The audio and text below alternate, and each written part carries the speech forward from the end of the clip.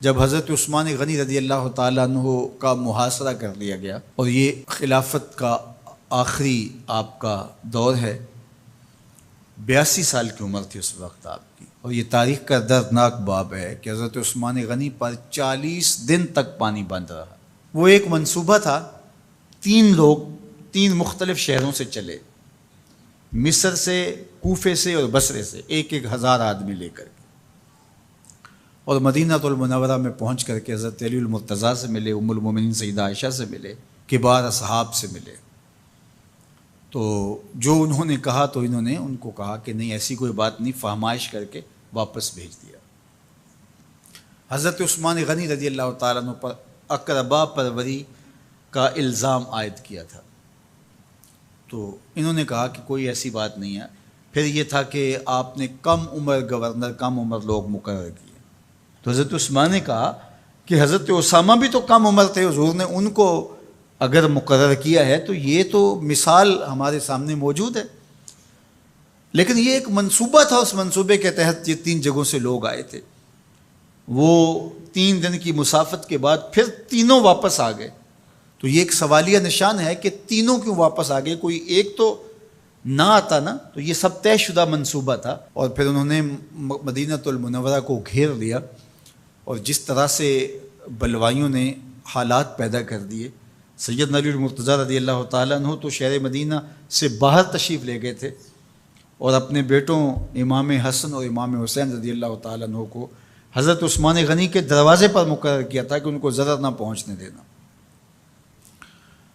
اب 700 صحابہ اجازت طلب کر رہے ہیں کہ آپ ان بلوائیوں سے نپٹنے کا میں جو ہے وہ اجازت نامہ مرحمت کریں، اور بہت سارے لوگ تو حج پہ جا چکے ہیں۔ 18 ذی الحج کا واقعہ ہے جب آپ کی شہادت ہوتی ہے، تو وہ حج پہ جا چکے ہیں، تو جو یہاں موجود ہیں وہ اجازت طلب کر رہے ہیں، لیکن حضرت عثمان غنی رضی اللہ تعالیٰ عنہ نے کہا کہ نہیں، میں ایسی اجازت نہیں دوں گا۔ رسول اللہ صلی اللہ علیہ وسلم کا حرم شہر مدینہ لوگوں کے خون سے لالازار ہو، یہ میں اس کو گوارا نہیں کرتا۔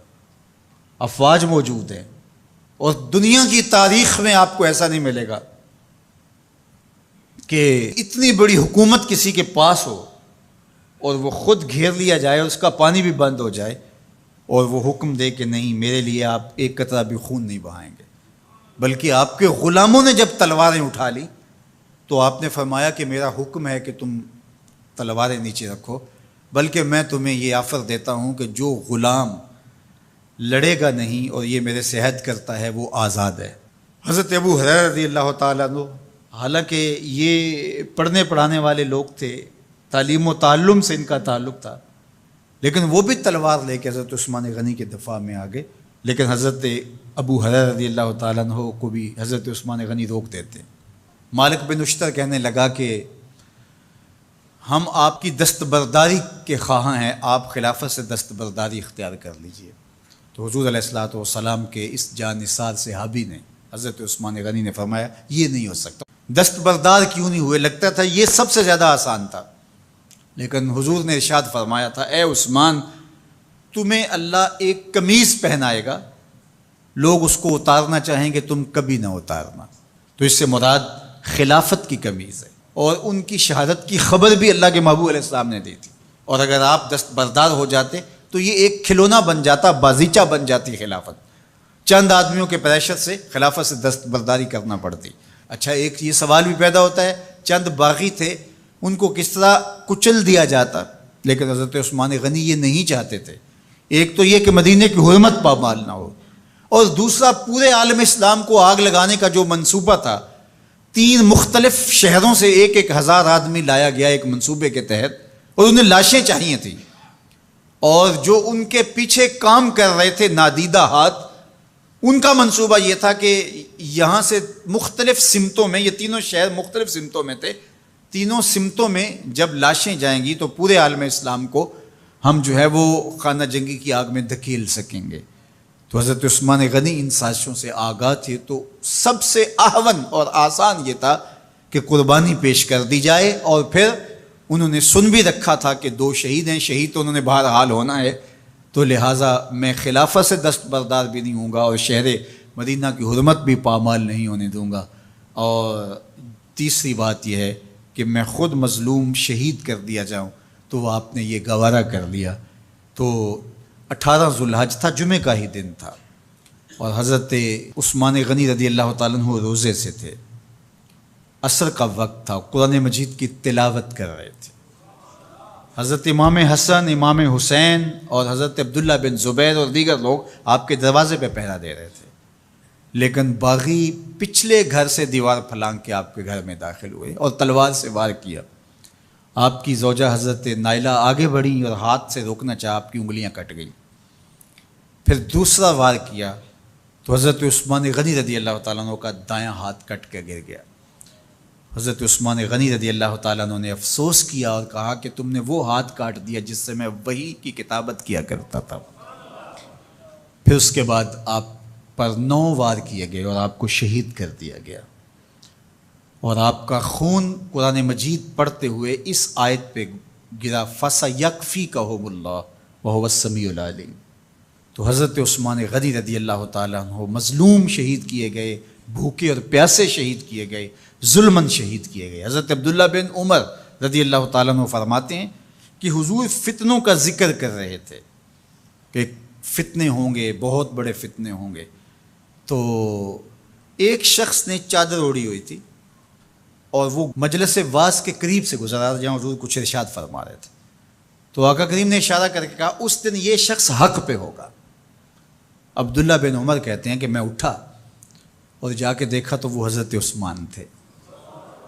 تو میں نے حضرت عثمان کے چہرے کو پکڑ کے تھوڑا سا حضور کی جانب کیا اور میں نے کہا حاضہ حضور، یہ اللہ کے محبوب فرمایا ہاں یہی، جب فتنے ہوں گے تو فرمایا یہ حق پہ ہوگا۔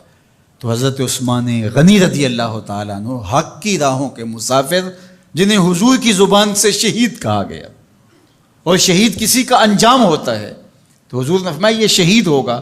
شہید وہی ہوتا ہے جو بحالت ایمان اس دنیا سے راہ خدا میں اپنی جان قربان کرے۔ فرمایا فَإِنَّمَا عَلَيْكَ نَبِيٌّ وَصِدِّيقٌ وَشَهِيدَانِ، اے پہاڑ رک جا، تو جانتا نہیں تیرے اوپر اللہ کا ایک نبی ہے، ایک صدیق ہے اور 2 شہید ہیں۔ تو حضرت عثمان غنی رضی اللہ تعالیٰ عنہ عظمتوں کے مینار، اللہ اکبر۔ تو یہ حضرت عثمان غنی رضی اللہ تعالیٰ عنہ کا یہ کارنامہ تھا کہ آپ نے اپنی جان پیش کر کے امت کو جو ہے وہ فتنوں سے محفوظ کر لیا اور امت کو بچا لیا۔ حضرت عثمان غنی رضی اللہ تعالیٰ عنہ پہ کروڑوں رحمتیں، کروڑوں سلام۔ ہم آپ کی عظمت کو سلام پیش کرتے ہیں، عقیدتوں کا خراج پیش کرتے ہیں۔ حضور کی خدمت میں ایک جنازہ لایا گیا اور حضور سے عرض کی گئی حضور اس شخص کا جنازہ پڑھا دیجئے، تو حضور نے انکار کر دیا، کہا میں جنازہ نہیں پڑھاؤں گا۔ تو صحابہ نے عرض کیا یا رسول اللہ، کبھی ماضی میں ایسا نہیں ہوا، جب بھی کوئی جنازہ لایا جاتا ہے تو آپ جنازہ پڑھا دیتے ہیں اور آپ نے آج انکار کر دیا ہے؟ تو فرمایا یہ شخص میرے عثمان سے بغض رکھتا تھا اور اس کو اللہ نے بھی اپنی رحمتوں سے محروم کر دیا ہے۔ حضور نے اس شخص کا جنازہ نہیں پڑھایا جو مبغض عثمان غنی رضی اللہ تعالی عنہ۔ تو اب آپ اندازہ کیجئے وہ کتنا بدبخت شخص ہے جو حضرت عثمان سے بغض اور دشمنی رکھتا ہے۔